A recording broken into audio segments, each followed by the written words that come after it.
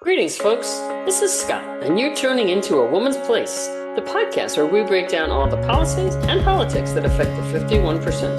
That's right, women are half the U.S. population, and Ashley and I are here to give you the facts about how today's events are affecting them. Find us on Spotify, Apple Podcasts, Amazon, YouTube, or wherever you get your podcasts. Hello, Ashley Brown. Hi, Scott Osborne. How are you? I'm excellent, but how are you? I am good. I am good. I know you had some surgery a week ago, and look at you here smiling again. Smiling and ready. A new hardware in the knee. So I think it's going to be a good thing. Yes. So thank you. Medical technology at its finest, I hope. Holy man, it is amazing the advancements in the medical world, right? These are not our grandparents' hip replacements, huh? No. And then for you, you had an amazing trip out of country. I did. I was hiking. I have to go like this. I was hiking for 3 weeks. It was wonderful. Awesome. So a little bit of airplane traffic here. Yeah, it was great. So I'm delighted to be back, but it was really good to be away. So all good. Good. And we have outdoors moving for 3 weeks. So pretty much my favorite stuff. Nice. And we've got a great little back in action and a good show. Absolutely. But remind us of what our last podcast was about. Right. If people missed it, we had this super interesting one about the new data about fertility, but really more than fertility, about are families having the children, the families they want? And if not, why not? And we looked at some global statistics because sort of fertility and having babies or not having babies or having the right to have babies is a lot in the news today, every angle of that. And so we looked at some of the international data of this really interesting study about why families are or are not having the children in the composition they want. So check out that one if you missed it. Yes. And then today, we're switching gears. Yeah.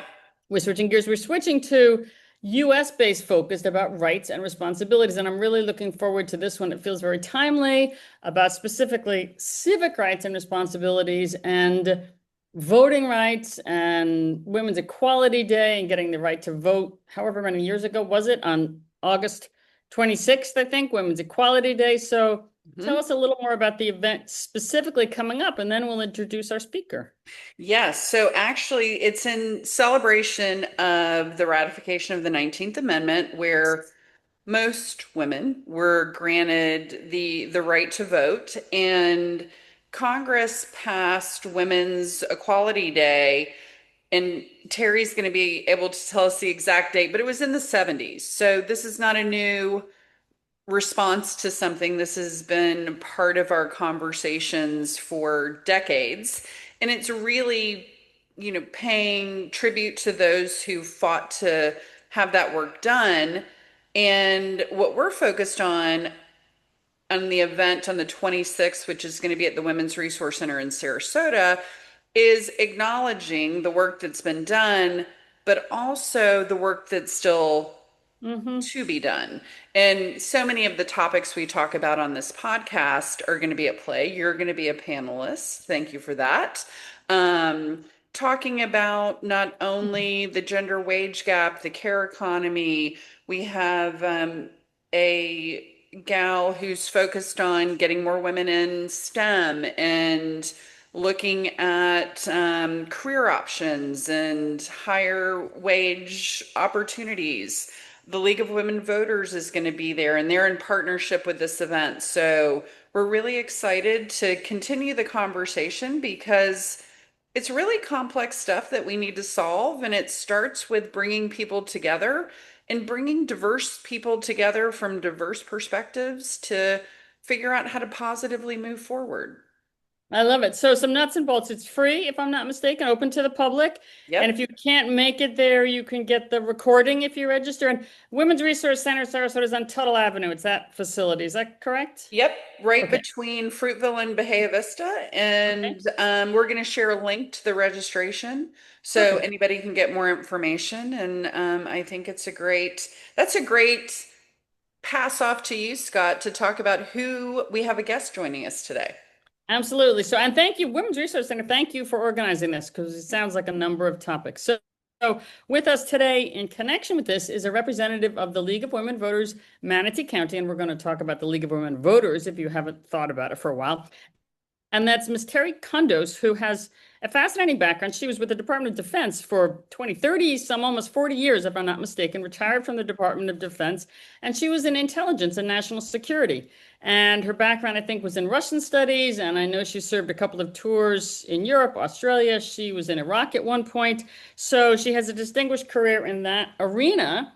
But since she's been in Bradenton, I know she's worked with the League of Women Voters and has really become very active chairing their voter services section and looking at issues like national popular vote and gerrymandering and ranked choice voting and really gotten a lot of civic mileage. So we are absolutely delighted to welcome Terry. We're going to have some good questions for her, and I know she'll have a lot to share. Absolutely. So Terry, where is our good friend Terry? Here she comes. Beautiful. Hello, Terry. Welcome. Hello, Terry. Scott. Hello, Ashley. Hi, Terry. So thank you so much for being with us. We're going to dive right in since I know you have a lot of good information.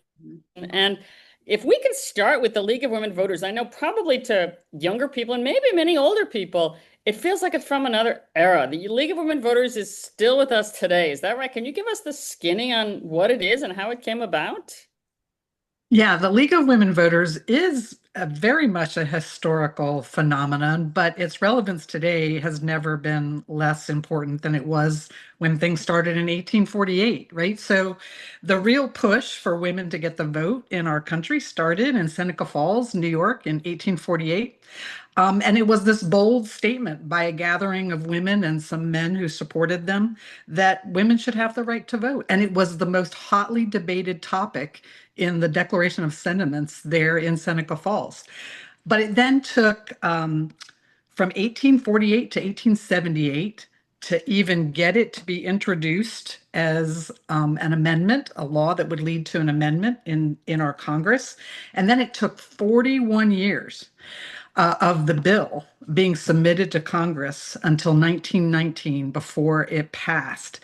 But in terms of how did that lead to the League of Women Voters, what happened was, okay, the group of women led at the time by Carrie Chapman Catt, who were pushing for women to have the right to vote, finally got what they wanted. Now their focus had to turn from getting the right to vote to how do we support and empower these women, because we now have millions of American women who probably in many cases weren't very much supported by their husbands or their families in exercising this new right to vote, and who had never been through the experience and weren't accustomed or brought up to be conversant with the political issues about which they would be asked to vote. Sure. And so in the beginning of 1920, Carrie Chapman Catt said, we need to have an organization that will support all these women who now will have the right to vote. And that became the League of Women Voters. And we've done a lot of great things, but I think one of the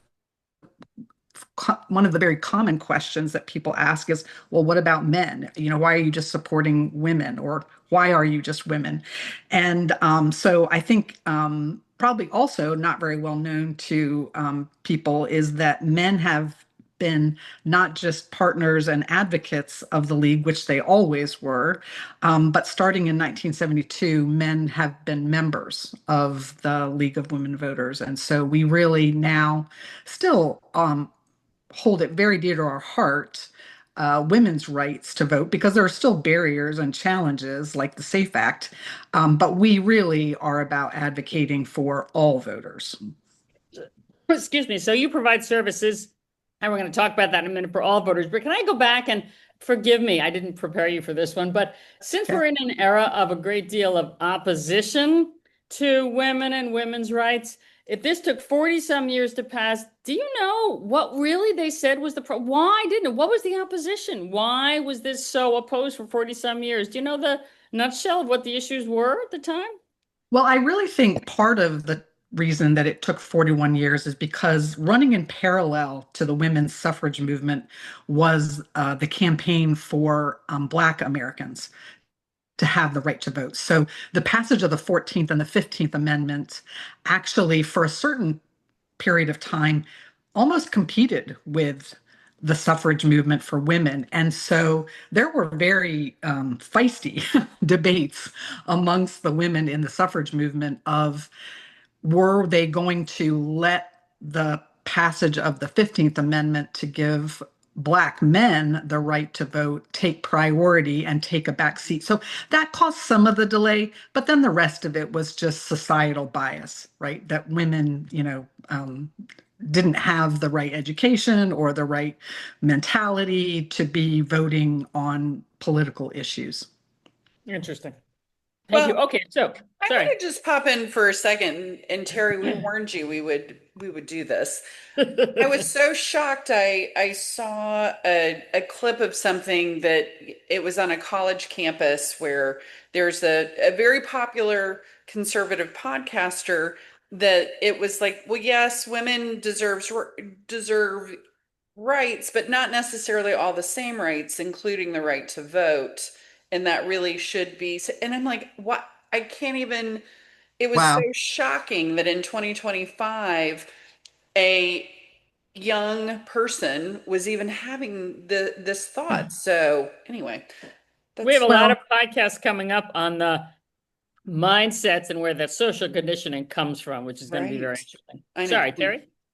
but I think that just leads to the point that, uh, could we declare victory, in 1920 when the 19th Amendment was passed? No, you see still this societal resistance, very passive aggressive resistance to women exercising that vote. I know you guys did a podcast a few months ago about the SAFE Act, but the barriers that are put in the way of women who societally still change their names or change their names and get divorced, having to produce, identification that coincides with their birth certificate. It's really unbelievable how much after all of these years there are still barriers and challenges to women voting.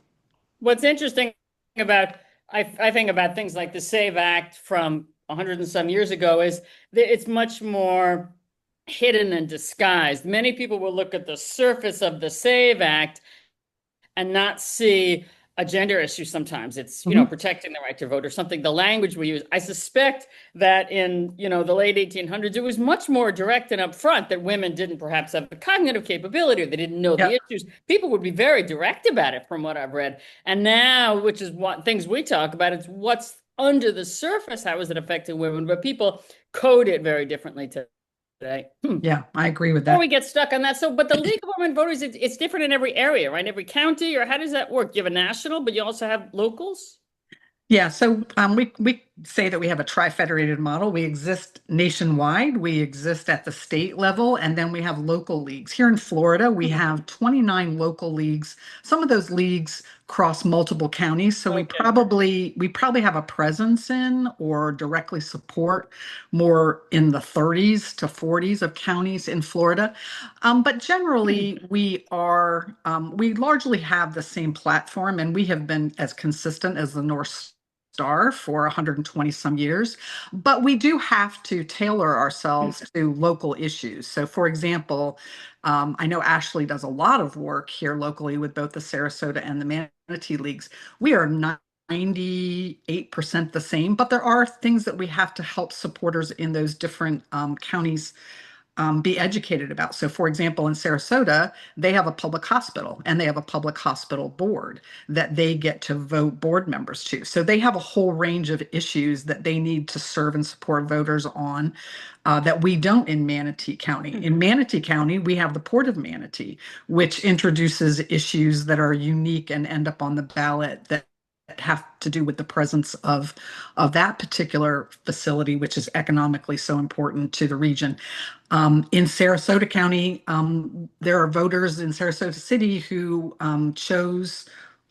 wanted to use ranked choice voting for their elections. And so they've been challenged by the state. It got banned, but that's a whole line of education and support to help voters navigate those issues and understand those issues that do bring some differences to the league. But in terms of how we function, how we work together, and what our basic platform and policies are, it's 99, 98% the same across the nation. Although I will say from state to state, it can vary a little bit more just because the issues in each state are so different. Like what's denied to people and commonplace in one state with regard to voting in elections is not the same in another state. So this brings up an interesting issue. So you're taking positions on local issues? Is that what the counties do, or how does that work? Or the local league, sorry, Yeah, not the yeah. counties. Yeah, so largely, and we are and have been consistently for the 125 years, we are nonpartisan. We are political, but we are Okay. nonpartisan. We never support a candidate or a party. But we will take very strong positions on anything that has to do with elections or access to the ballot, voting, redistricting, anything that either strengthens or dilutes the power of a voter in the process, we will take very strong positions on. And then there are some other issues that we do take a position on, but the league is very deliberate about this. We require ourselves to study an issue for like a year or 2 years and really make ourselves expert on that issue before we will take an issue, we'll take a position on an issue. And even then, a local league has to make sure that their position is not in any way inconsistent with the state and the national league. But we are that deliberate and um, that focused on how we maintain our effort on our mission without being partisan because we play such an important role in our nation, because we have hundreds of thousands of members who are all volunteers, none, very few of them paid, across 50 states and multiple territories, and in almost every county and city in the nation. We uniquely have standing to represent voters, and we know how important it is to be able to play that role for voters in the United States. And so that's why we do take positions, but we're very deliberate and thoughtful in taking those positions. So Well, and let's go go ahead. ahead. Oh, I wanted to just give a shout out for the work that you do, and I know it's a tremendous amount of work for the voter guides. The Yeah. especially on constitutional amendments that are so dense and purposefully made difficult to even comprehend. And the voter guides do an outstanding job of breaking down the issue. And I love that you do, if you vote yes, this is what Yes. you're voting for. If you vote no, this is what you're voting for. So again, not leading anyone in a particular position, but giving the everyday person the ability to be an informed voter. So thank you for that. I mean, I'm sure it's a huge task and it's really helpful. So sorry, Scott, you probably had something as exciting to ask or No, endorse. I could pick up on that, but then I wanted to say a little bit about the standing. But so it's nonpartisan.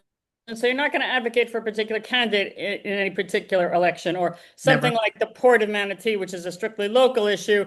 You're going to say like pros and cons, or if you vote yes or you vote no, here's what it means. And then, okay, cool. And on the standing issue, as the lawyer in the crowd, I just wanted to say, so that really means you have the right. Not everybody has the right to go to court and make some sort of claim on this, but the league as an organization has the right to sort of speak for voters at large. Is that the idea? That is the idea. Now, we love helping individual voters. I mean, our league volunteers, they just love going into high schools and into senior centers and helping individuals, properly register and know what they're doing. But it's really when we take things at the legislative level or at the litigation level that we Mhm. really make a huge difference for voters writ large, whether we personally are in contact with them or not. And so, yes, there are a lot of organizations that are interested in voting rights and voters having access to the ballot. But the league uniquely, because we are not paid lobbyists, because we are nonpartisan, and because we can claim that we have members in every state, in almost every county, and in every city, the courts very much recognize that we legitimately have standing to represent voters. And so we can take a case to court to support and defend the rights of voters in a very credible way that almost no other organization in our country can do. Interesting. Super interesting. Okay, so you do guides for voters. This is something that people, where do I find these guides? Here I Yeah. am in Sarasota County right at the moment, or I have my family who are in Seattle. What does this mean for them? Yeah, yeah, well, it's really important to us because, like registering to vote, great, you've got a voter registration card. But if you don't know what you're voting about, then, you're gonna, in some cases, I think for many young people, they feel very intimidated by going to the ballot Hmm. box. They get this long sheet of paper, it's got a bunch of legalese language in it, they don't know Excuse what me it for means. interrupting. Has it gotten longer? I've been voting a long time, and I get these things now, and it's like, I don't ever remember Mhm. ballots being like this They, before. Is this yeah. just me, or is this documented? Yeah. Well, and I think especially if you come from another part of the country, there's the amendments is a very common voter issue here in And Florida. And so I judges. think that Everybody and votes for judge this raft of judges. and Yes. so I think that adds to the length of the ballot. Anyways, I think it's very intimidating for many people, but especially young people who are getting into the saddle for the first time. And so, what we really feel is one of the most important services, having gotten people the right to vote and defended their right to vote. Now, the important thing is to help them make good use of their vote and feel confident that they know the issue, they know the candidates, and they can make the best decision for them and for their family. And so, we do it a couple of different ways, right? There are people that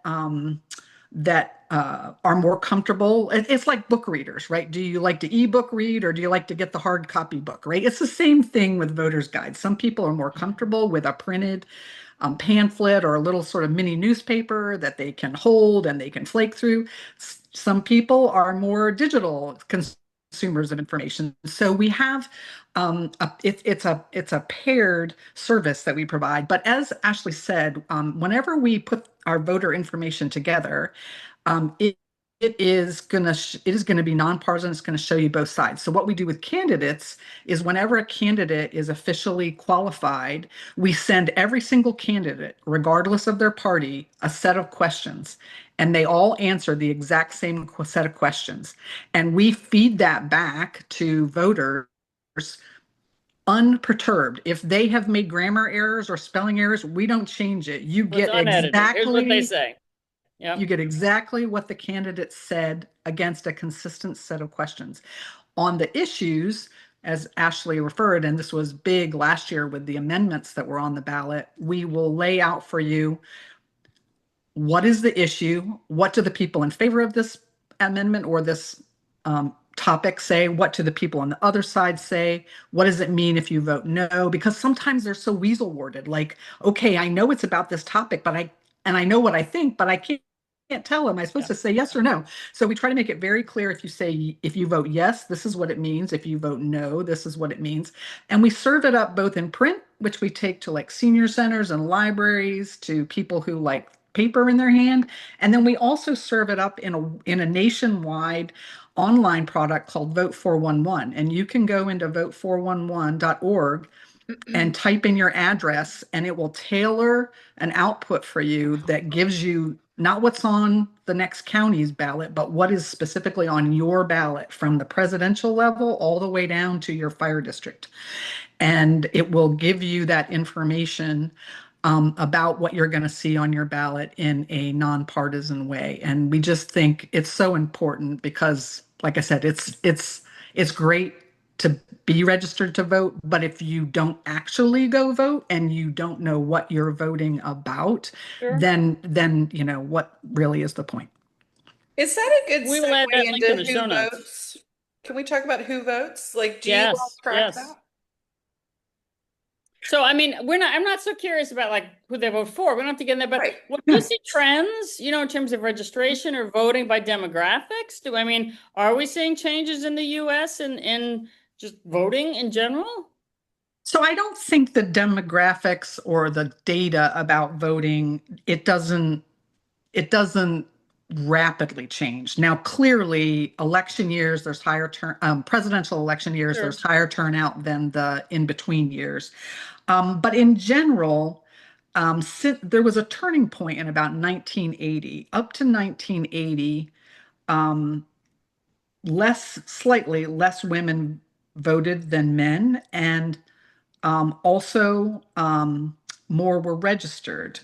Um, but in 1980, that flipped. And since 1980, the proportion of eligible female adults who's voted has exceeded the proportion of males who voted consistently since then. So it's not like it's ebbing and flowing. It's So consistent. all the eligible women, the percentage of those that vote is greater than the percentage of men, regardless of how they vote. The percentage of eligible women and the actual number of women Okay, voting actual number of exceeds women men. voting is great. Okay, interesting. And Yep, since since 1980. 1980, that has consistently So been, 45 on years. a So more women vote.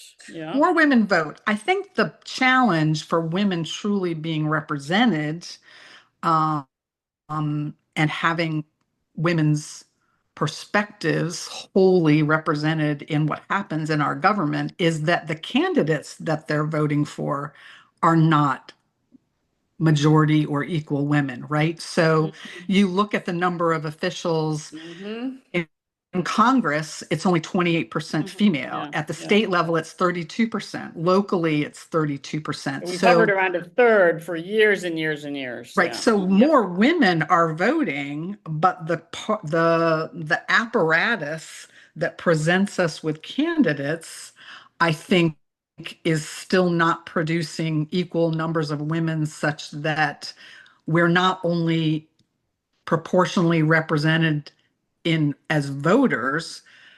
Yes, we are represented as voters and eligible voters, but the people that we're voting for are not representative of the female population. In the interest of time, that's an entire separate podcast. Why are there not more women candidates that women could for, or the candidates there, but women just aren't voting for them? That's another possible angle.